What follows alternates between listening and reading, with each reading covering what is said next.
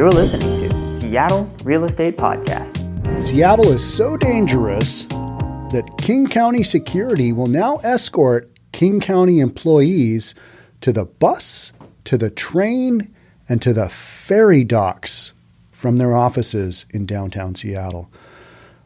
While this is going on, this is the county's reaction to crime. What's the Seattle City Council doing? They are contemplating a $10 million defunding of the police. So where does this disparity happen? How is the council looking at this going, all right, yeah, we need less money going into the police department, and the county is spending more money protecting their own employees? What's the disconnect here? That's what we're talking about today here in the Seattle Real Estate Podcast. Why are we talking about this on a real estate podcast? There's a little thing called public safety. It's important. Stay tuned. All right, before we jump on in, if you're new here, welcome. My name is Sean Reynolds. I own a couple of real estate companies. I own a real estate brokerage and an appraisal firm, and I read the news. It's what we're doing. Seattle is so dangerous. King County Security will escort employees to the bus, train, ferry, and wherever else it is that you commute from. Isn't that crazy? You need a security escort as an employee of King County. It's gotten that bad. And yet we've got these other factors going, it's okay. You guys will be fine. You don't need more police on the streets to keep the streets safe. I mean, we know it's rough, but you guys are going to manage. You'll do. How does this happen? That's what I wanted. How does this happen? Well, it has been happening in Seattle for a long time. In our most recent elections, a lot of that was based on the end results were based on the fact that public safety is a massive concern, not only in Seattle, but in a lot of other cities and cities that defunded their police. That's not a thing that's working out great. Downtown Seattle and Pioneer Square have become so dangerous that the King County government will now have security escort employees to the bus, train, or ferry for their commute home. The county's walking bus pilot program. Who named this? The walking bus pilot program. Couldn't you come up with something better like don't get killed, walk with us? I mean, something more catchy like that. So the county's walking bus pilot program was announced internally to employees on Wednesday at the downtown campus located at the King County Courthouse. All right, King County Courthouse. Let's start with that one. What a train wreck that has been. You've got the courthouse park right to the south has been just loaded with homeless. They swept that. It's been just a disaster. The county courthouse, you've got people being assaulted. A woman was in the restroom and guy tried to get her and terrible train wreck. You got one of the entrances to the courthouse has been closed permanently because of the number of assaults going there because of the homeless encampment before it was swept. I mean, the county courthouse, it's just been horrible. And the city of Seattle continues to, it seems fine. I mean, it's okay. We're just going to let this go. And, it won't be that bad, right?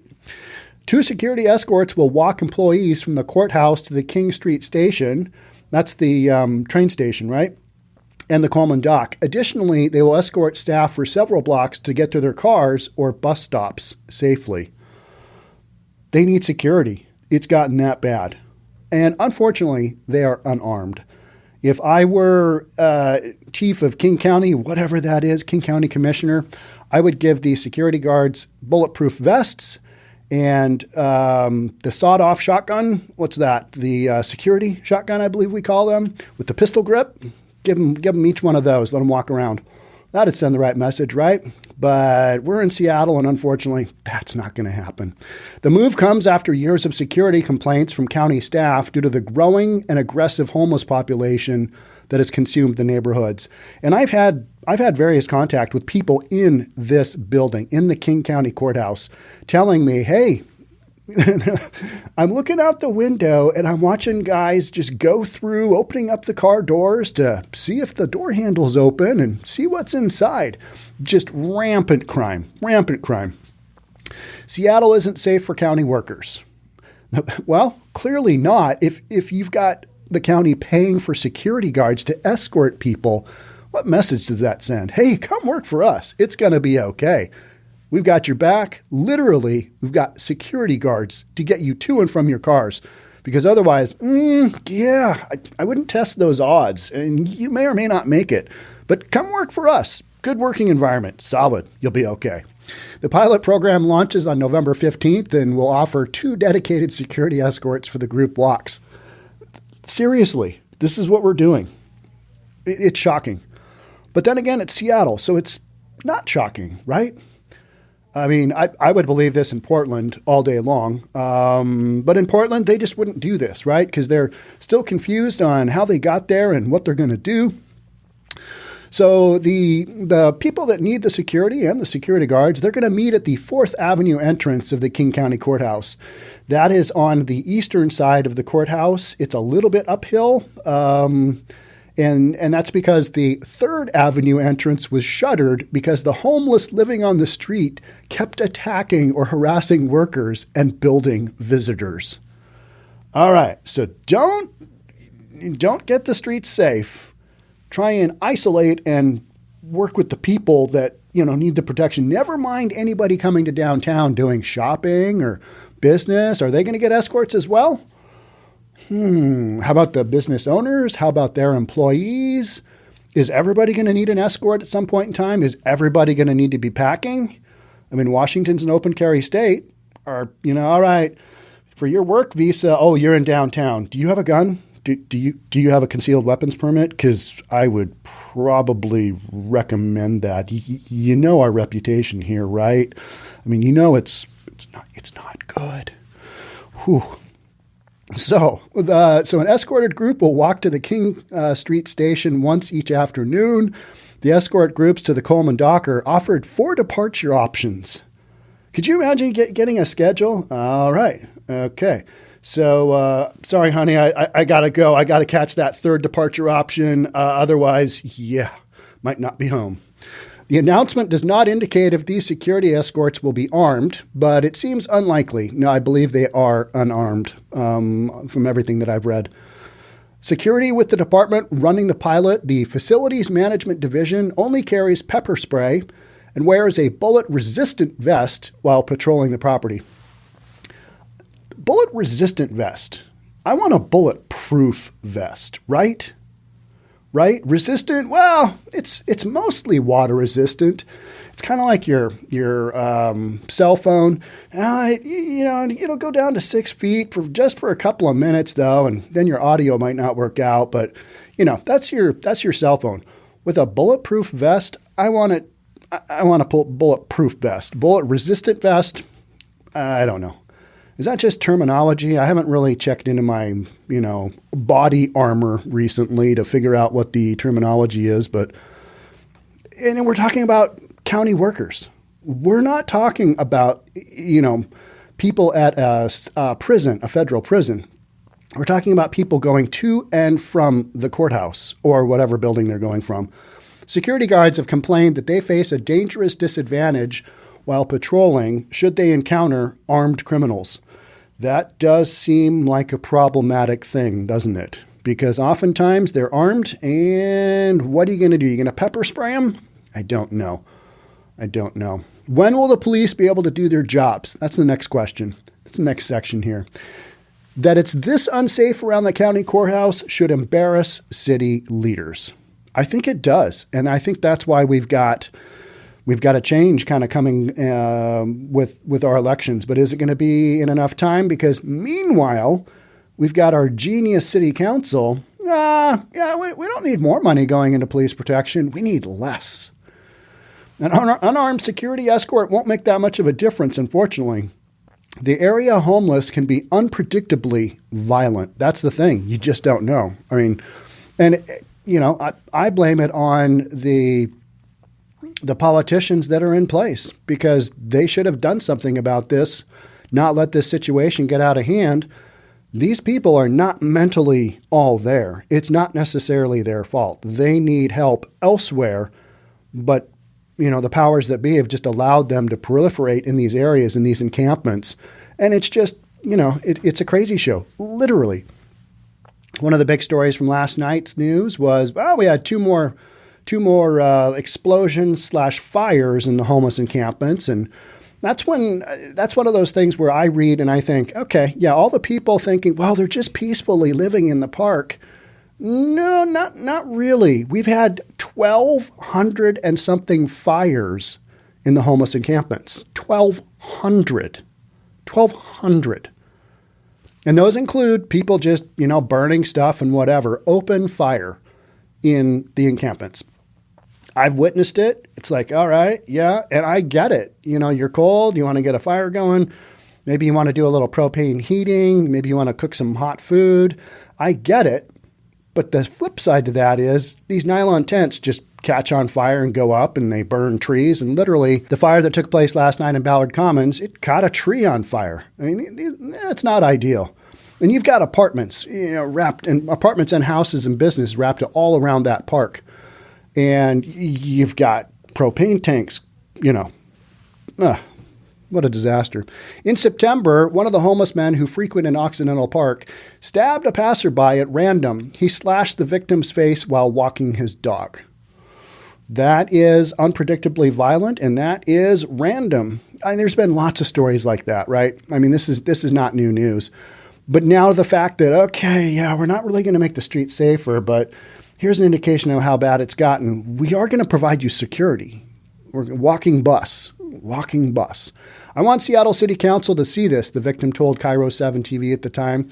I remember this. We're talking about the guy who got his face slashed. He had a thing down a diagonal slash down his cheek from somebody that, cut him. I want them to hear it and stop putting out little sound bites where they're like need to take this, where they're like, we need to take care of this ASAP is too late. We need to get it done yesterday. Same thing down in Portland. Always talking about it. It's a sound bite. We recognize that this is an issue and we need to do something about it pronto. That's the blip that gets put out. And then what happens? Week later, same thing. Same thing, slightly different version. Rather than support a sweep of several encampments or recommend police get involved, Seattle City Council member Andrew Lewis, who represents the district, this is the downtown district, pretended Mayor Jenny Durkin is responsible for the mess the city has become under this council's policies. Yeah, no, it's the blame game, right? It's like, it's her problem. In the meantime, nothing gets done. Here's a tweet from Jasonrantz, and he's the one behind this article, right? After Seattle voters said no to police abolition and defunding, the council decided to tell us, that's too bad. They're proposing another $10 million cut to the Seattle police budget, including cuts to hiring incentives. So the Mayor Jenny Durkin did an executive deal where she's doing $10,000 bonuses to new hires. This is new police and 911 call operators, and $25,000 bonuses to lateral hires, meaning coming back in. We're already a staffing crisis, and we're behind by 500 or 600 cops. That's what Jason is saying. Now, on a very conservative estimate, we're down at least 300 cops. It depends on kind of the numbers that you want to see, but yeah, we probably are down 500 cops. Now, we did hire, I think it was 9 recently. I think we hired 9. I saw some clips yesterday. Those were lateral. Those were people coming back in to the Seattle Police Department, picking up that $25,000 bonus. No, because that hasn't been a thing, because the council's going to, cut it.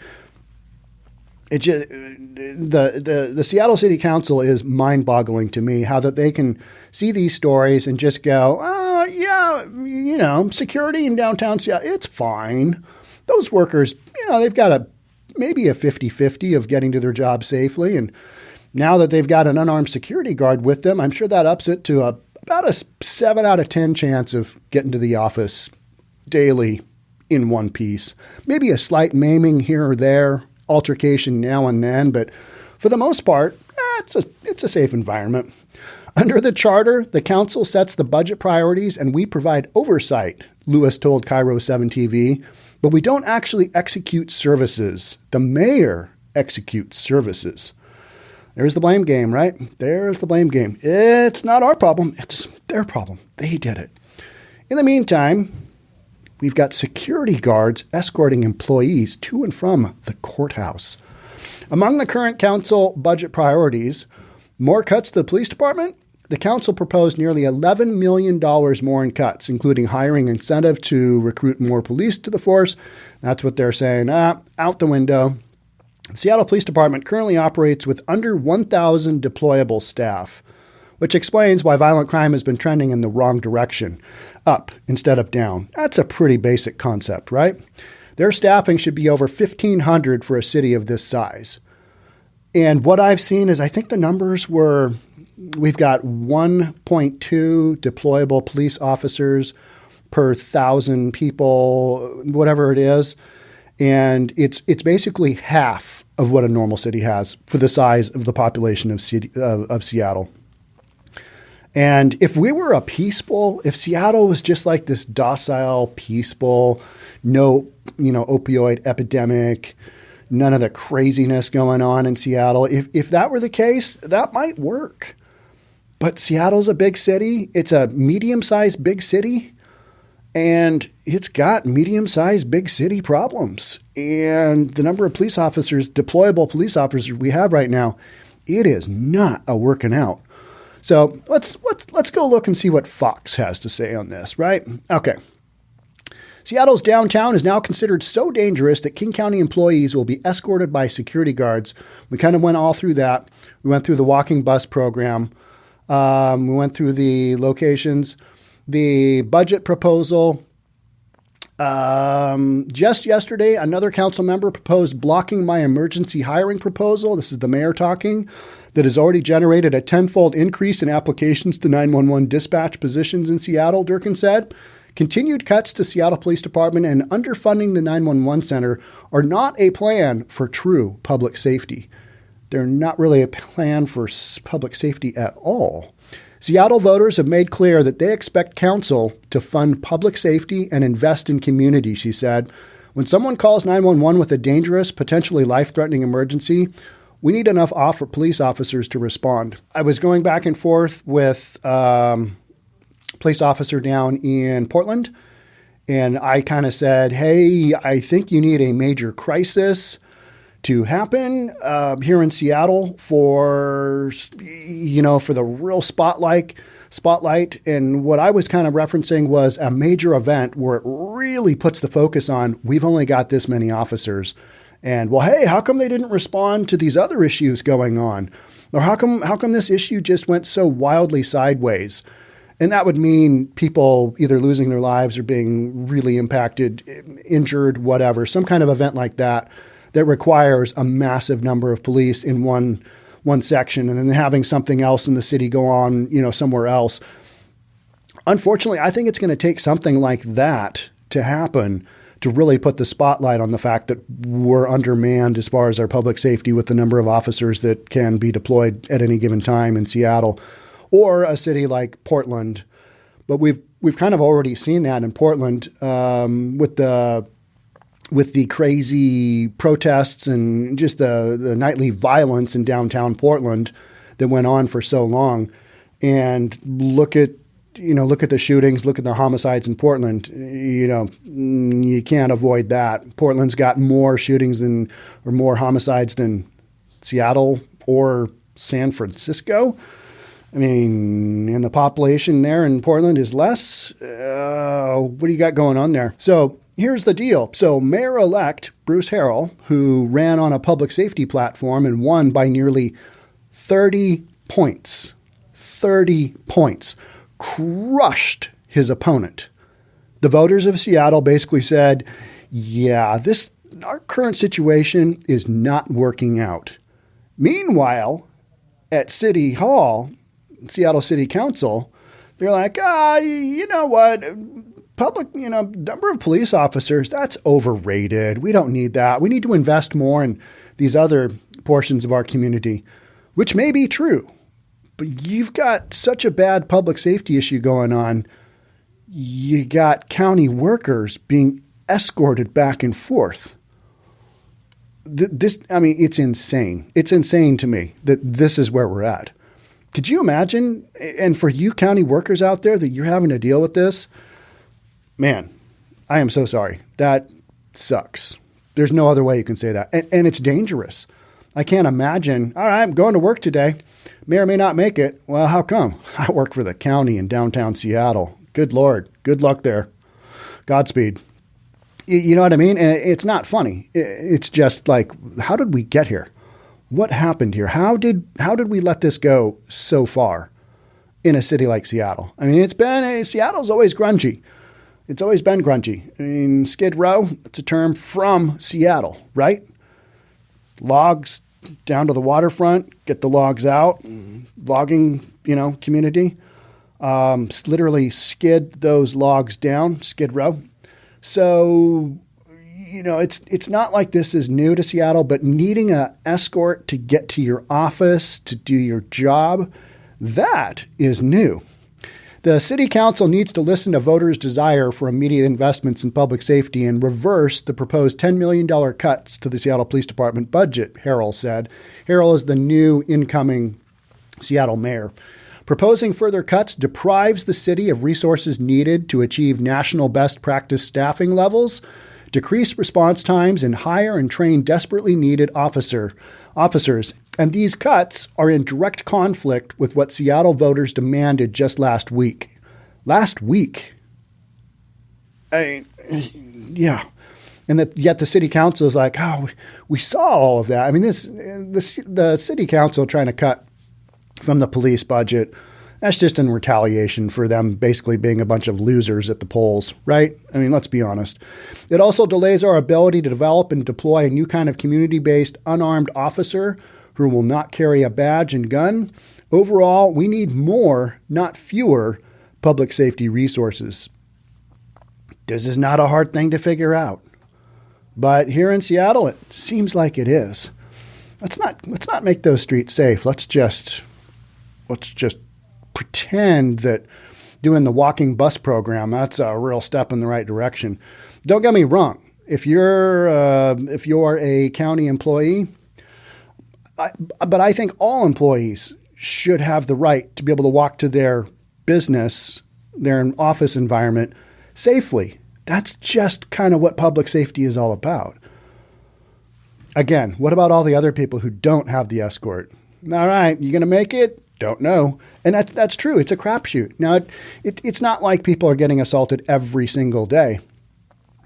But you read enough news stories, it's pretty darn often. And it's to the point where we're saying, yeah, security is necessary here.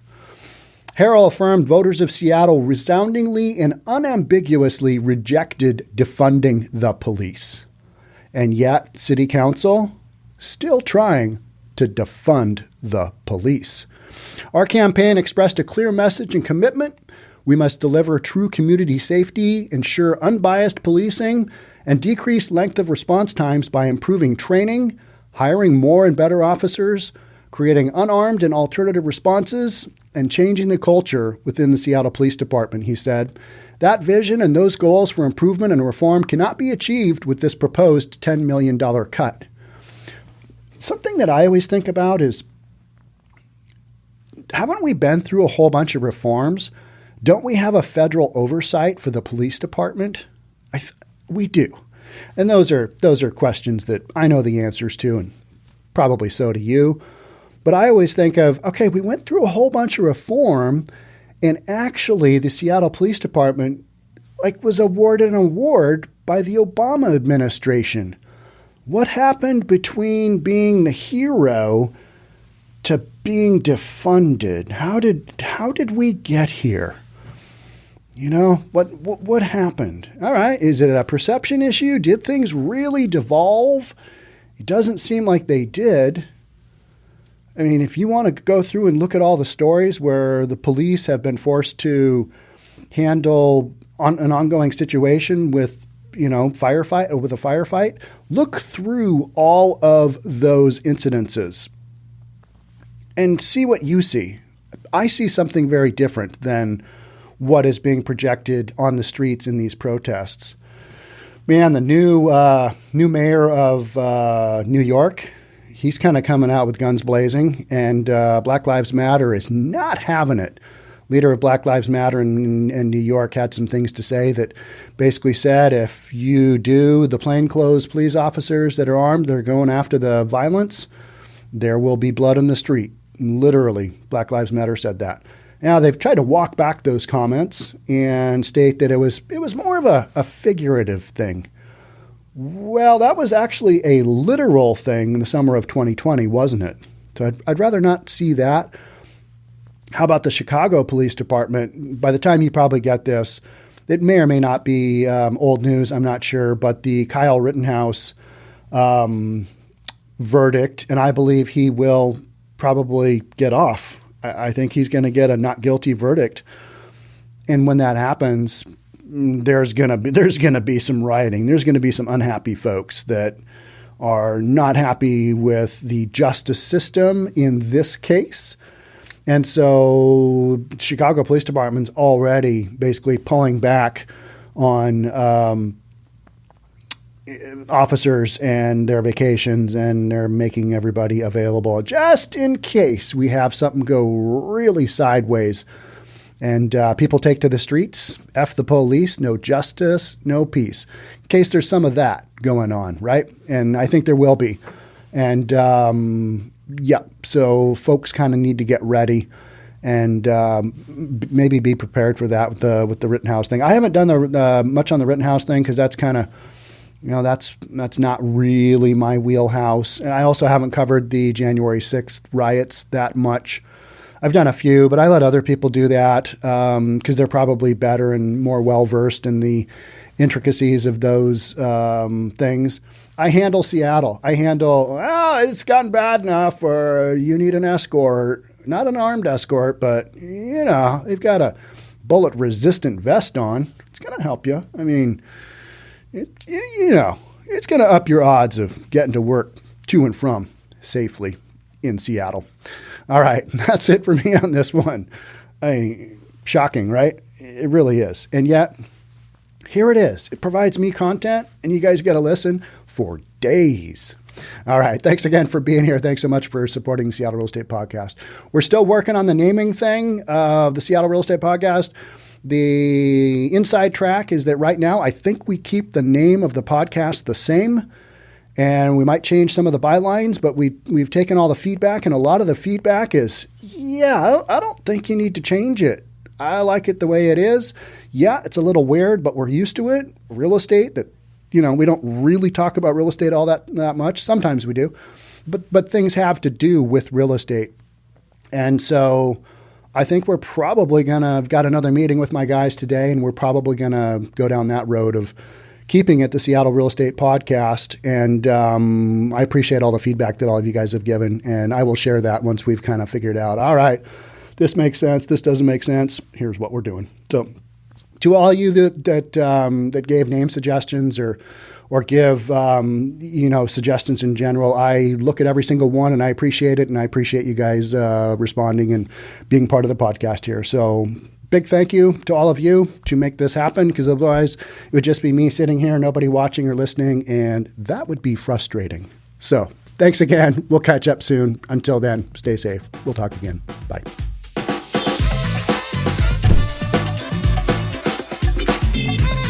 Don't forget to subscribe to our channel and hit the notification bell so you'll know when our next video is out.